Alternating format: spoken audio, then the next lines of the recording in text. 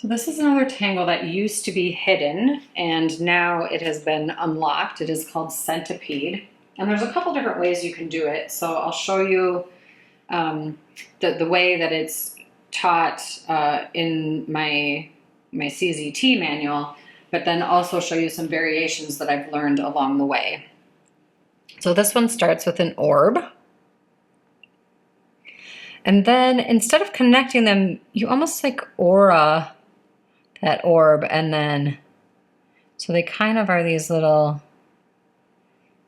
rounded, almost like you draw that, but you aura behind it.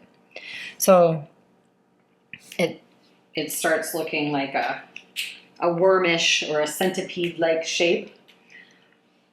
They don't necessarily need to get bigger like that. That's just kind of how they came out on the tile today.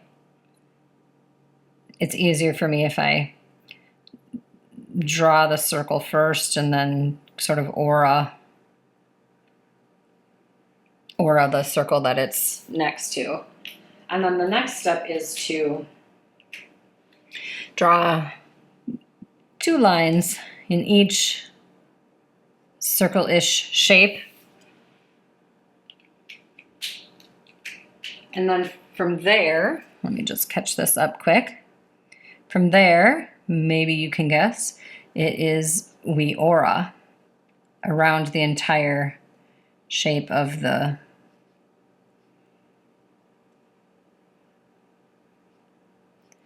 centipede, or these orbs. And maybe you can imagine the variations are to actually connect the circles, or to draw full circles almost touching each other. So that is centipede. I'll do that again, and then in that same, I'll just be using my black pen now. In that same square, I'll do some variations as well. So I'll move this up a little bit.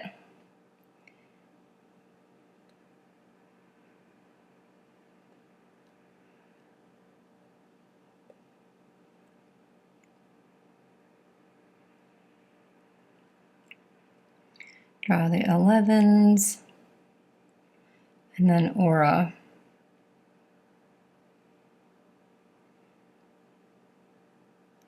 So another fun way you can do this is to draw an orb, and then draw like 2 little, or maybe even 3 little connector orbs, and then draw another full orb, and then draw maybe 2 little connector orbs, and then another orb, 2 little connectors, and another orb.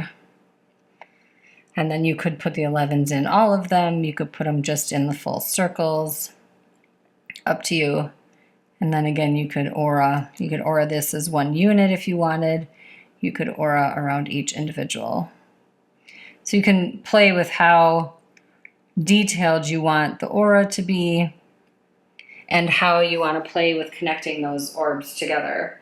You can even, instead of having them so straight, you could draw orbs that maybe wind their way around the page a little bit more. Like that. So you can really play with this one. You can see it can go in many, many different directions. You could also add, if you really wanted to play, you could add little antenna at the one end.